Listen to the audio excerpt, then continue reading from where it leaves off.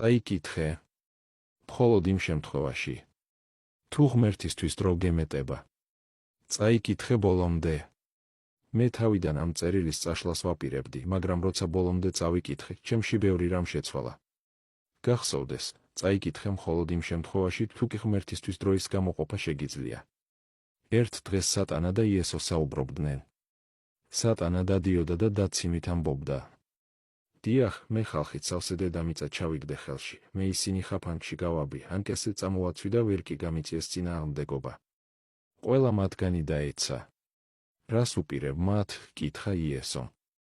უნდა გავერთო მათით, უპასუხა სატანამ, ვასწავლი მათ, როგორ დაქორწინდნენ და როგორ განქორწინდნენ, როგორ სცულდეთ და შეურაცხყოფა მიაყენონ ერთმანეთს, რომ სასმელს მიეძალონ და მოწიონ ბევრი, და ასევე, რა თქმა უნდა, ვასწავლი, როგორ გამოიგონონ იარაღი და ბომბები და როგორ გაანადგურონ ერთმანეთი.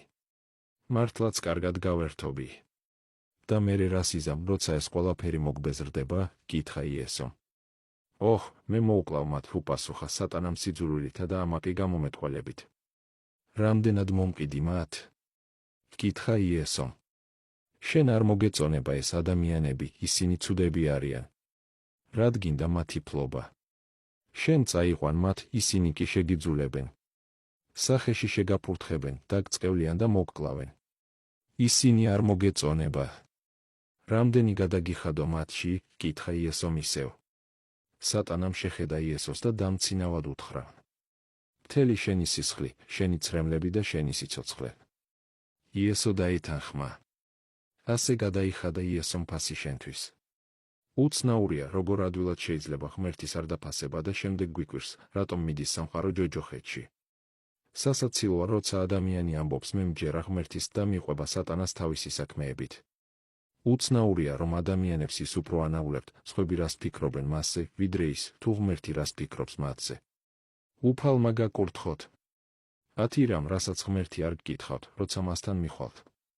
ერთი, ღმერთი არ გკითხავთ, რა მოდელის მანქანა გყავდათ, ის გკითხავთ, რამდენ ადამიანს მოემსახურეთ ამ მანქანით.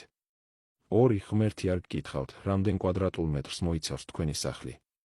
ის გკითხავთ, რამდენი შეჭირვებული ადამიანი მიიღეთ სტუმრად.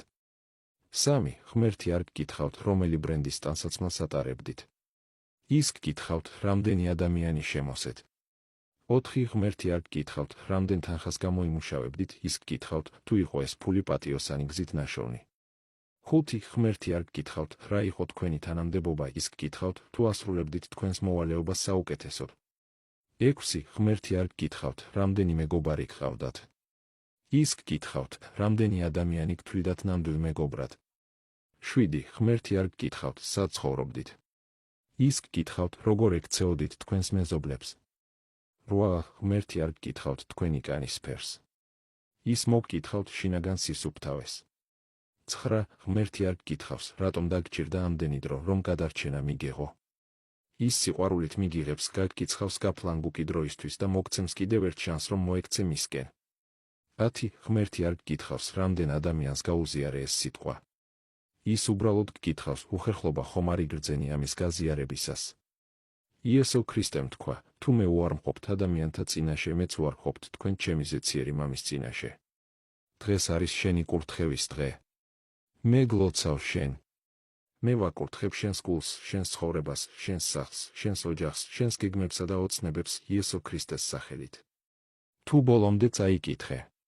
დაწერე ამინ და გააზიარე. გააზიარე ღმერთის სიყვარული.